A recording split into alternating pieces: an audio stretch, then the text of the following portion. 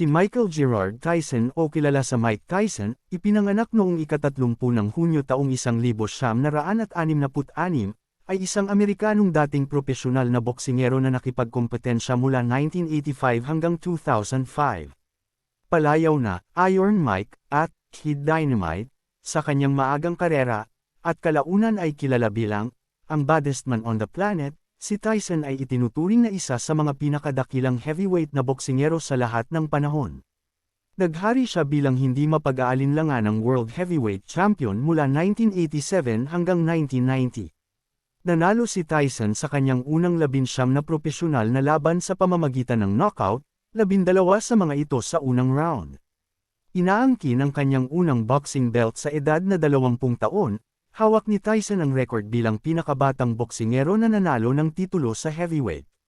Siya ang kauna-unahang heavyweight na boksingero na sabay-sabay na humawak ng mga titulo ng WBA, WBC at IBF, gayon din ang tanging heavyweight na nagkaisa sa kanila ng sunod-sunod. Nang sumunod na taon, naging lineal champion si Tyson nang patumbahin niya si Michael Spink sa 71 segundo ng unang round noong 1990. Si Tyson ay na-knockout ng underdog na si Buster Douglas sa isa sa mga pinakamalaking upset sa kasaysayan ng boxing. Bilang isang baguhan, nanalo si Tyson ng mga gintong medalya sa Junior Olympic Games noong 1981 at 1982, tinalo si Joe Cortez noong 1981 at tinalo si Kelton Brown noong 1982. Tumilapon ang sulok ni Brown sa unang round. Noong 1984, nanalo si Tyson ng gintong medalya sa Nation Golden Gloves na ginanap sa New York, na tinalo si Jonathan Littles. 2 beses niyang nilabanan si Henry Tillman bilang isang baguhan, natalo sa parehong mga laban sa pamamagitan ng desisyon. Nagpatuloy si Tillman upang manalo ng matimbang na ginto sa 1984 Summer Olympics sa Los Angeles. Ginawa ni Tyson ang kanyang unang professional fight sa edad na 18 taong gulang noong ika-6 ng Marso taong 1985 sa Albany, New York. Tinalo niya si Hector Mercedes sa pamamagitan ng first round TKO.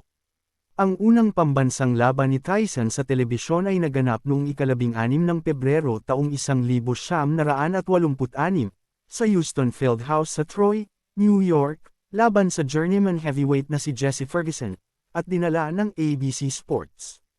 Noong ika-22 ng Nobyembre taong 1986, nabigyan si Tyson ng kanyang unang laban sa title fight kay Trevor Berbick para sa World Boxing Council, WBC, Heavyweight Championship. Nakuha ni Tyson ang titulo sa pamamagitan ng TKO sa ikalawang round, at sa edad na 20 taong gulang ay naging pinakabatang kampyon sa heavyweight sa kasaysayan ng boxing. Si Tyson ay inaresto noong Hulyo, 1971 dahil sa panggagahasa ng 18 taong gulang na si Desiree Washington, sa isang silid ng hotel sa Indianapolis.